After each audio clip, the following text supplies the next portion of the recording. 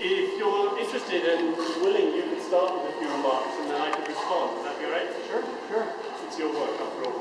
Thank you. I want to thank Jennifer, engineer, for putting together an exhibit that I'm extremely proud to be part of. I think all the work together makes a very powerful statement. It kind of makes my hair raise on you to see the totality of the show. My piece is made from 470 hard disk platters, which is kind of a mundane thing that we all contact day to day, but it's really kind of neat. It's coated in platinum, it's a perfect mirror, and it's kind of beautiful when put together.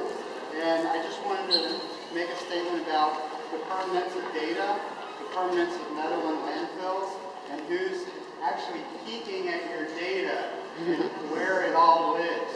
So I could go a lot deeper than that, but we don't have a lot of time. So. It's very nice. So, I enjoyed this piece and admired it too.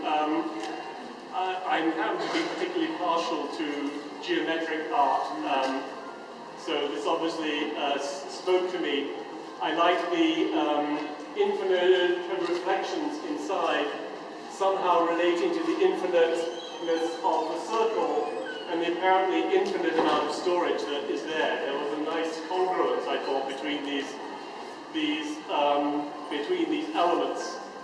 Obviously, we can't see what the data is, but there is something that this piece brought up for me, which comes up with a number of pieces.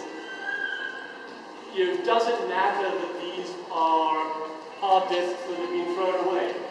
Or could they be hard disks that are not thrown away? And what is this, what's so important about something being actually discarded?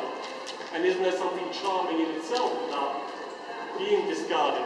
And there's a romance to the discarded object, the discarded piece of trash, which in a way goes against the recycling idea.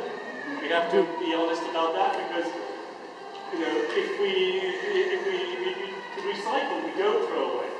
But then we would lose the charm of objects that have been thrown away, that kind of romantic aspect to the piece of trash, or the insignificant object. So this is a piece I thought that brought out a number of the key issues in the show. I enjoyed it a lot. Did you actually change the surface of the outside to?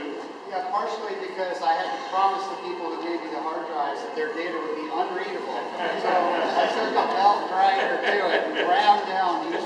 So if you can read data off of that, my hat's off to you. But then I left the inside, of course, untouched and just epoxied them so that the infinite reflections would still be there. Of course, the epoxy leaked out a little bit, but don't look too close. Anyway, interesting piece. For those, I'm an art historian, and I will occasionally make reference to art history, so I like the way this reminded me of some of David Smith's sculptures, for those of you who know the history of American sculpture, where he made geometric forms with metal cubes that were burnished in the same way. There was a nice echo.